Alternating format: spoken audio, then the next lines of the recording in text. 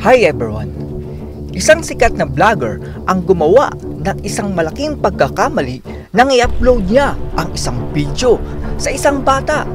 Sa video na ito ay tingnan natin kung bakit hindi tama ang ginawa ng sobrang sikat na vlogger na ito. Panoorin natin ang video na ito. Ito po si Gavin de Rueda Capinpin. Mas nakilala po siya sa social media bilang Sir Gavin. Isa po siyang vlogger at sikat sa lahat ng social media platform. Sa Facebook ay meron siyang dambuhalang 12 million followers at sa YouTube naman ay meron siyang dambuhalang 6.83 million subscribers. Ganyang kalaki ang influence na kayang gawin ng mga vlogger, kaya mahalaga na ang kanyang ina-upload na video ay hindi nang hihikayat sa iba na gawin ang maling ginagawa ng isang vlogger. Ito po ang video na in-upload ng sikat na vlogger na ito na may pamagat na slide. Sa unang part ng video ay maririnig natin ang isang lalaki na nagbibideo na tila tumatawa dahil sa isang upuan. Boy, dalihan mo, tingnan mo kasi hindi gumagamit ng upuan mo. Tingnan mo muna kasi. Pumunta naman ang sikat na vlogger na ito upang tignan kung ano ang nangyayari sa kanilang kwarto. Dito na tumambad ang isang bata na nakaupo sa isang upuan na para lamang sa mag-asawa at magkasintahan. Tanong mo kung ano ginagawa. Tinanong naman ng vlogger na ito kung ano ang ginagawa ng batang iyon. Doon ni pinakita ng bata na ginagawa niyang slide ang upuan na para lamang sa mga matatanda. Hindi slide yan. Hindi pa bata yan. Oo, paano daw? Sa halip na alisin ng vlogger ang bata sa pangmatandang upuan na iyan, ay binuhat pa niya ang bata at inilagay sa taas ng upuan upang mag-slide na naman. Slide yan. Slide ka na. Slide yan.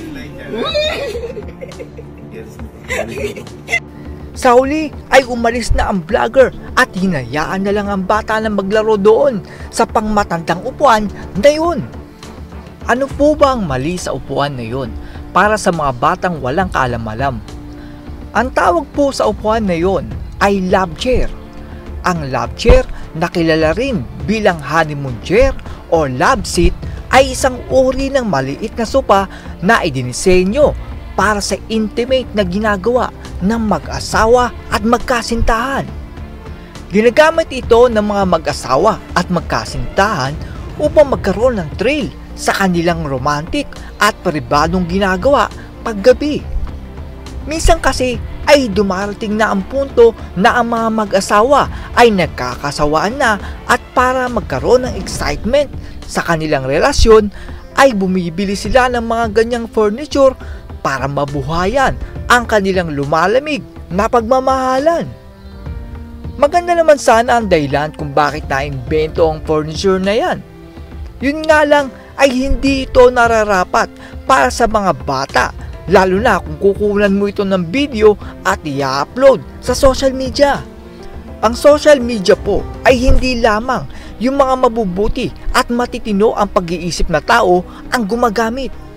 Meron din po dyan na mga tao na tinatawag na pido. Kaya pag nag-upload ka ng ganyang video ay na-attract mo pati yung mga masasamang tao na nag-iisip ng hindi maganda sa mga bata.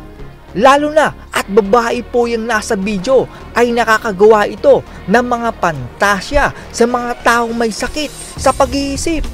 Ang nakakatakot pa sa video na yon ay yung posisyon ng bata sa upuan ay yun mismo ang posisyon ng mag-asawa at magkasintahan kapag ginagamit ang upuan na yun. Napatanong nga ako sa sarili ko kung paano mo naatim na hayaang binibidyohan yung bata sa ganung posisyon sa kabila ng dami ng mga masasamang tao sa internet ngayon. Tingin ko dito ay naisip ng vlogger na ito kasama nung kumukuha ng video na nakakatawa yun. Dahil may isang walang kamuwang-muwang na bata na naglalaro sa isang love chair. Pero para sa lahat ng nakakakita ng video na yun, ay di yun nakakatawa. Nakakadiri pa nga dahil iisipin mo na lang na yung upuan na yun ay possible na gamit na. Yung upuan na nagamit ng mag-asawa para sa kanilang makamundong paglalaro ng pagmamahalan ay ipinalalaro mo sa isang inosenteng bata. Isipin mo na lang na yung upuan na yan ay possible may bahid ng kahapon. At hinahayaan mo lang maglaro ang inosenteng bata na yan kahit alam mo naman kung saan ginagamit ang upuan na yan. At nakakatawa yun para sa'yo? Tingin ko hindi. Marami yan nagsasabi na yoga chair lang naman daw yan at masyado lang daw makitid ang pag-iisip ng mga tao. Pero kung yoga chair nga lang yan, ay bakit itong kumukuha ng video ay tawang-tawa? Meron bang nakakatawa sa yoga chair? Isa lang po ang ibig sabihin yan, na kaya tawang-tawa ang nagbibideo ay dahil ang upuan na yan na sana ay para sa yoga ay ginagamit pala para sa pagmamahalan. At sa halip na sawayin ay tinawanan pa ng kung sino man nagbibideo na ito ang bata.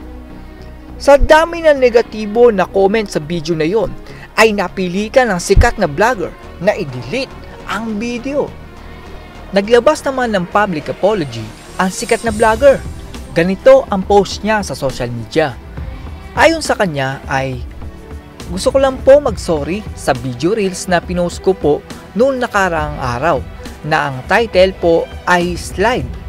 Aminado po akong biglaan ko po yun na i-upload sa mga oras na yon at hindi ko na po agad naisip ang kamalian ko.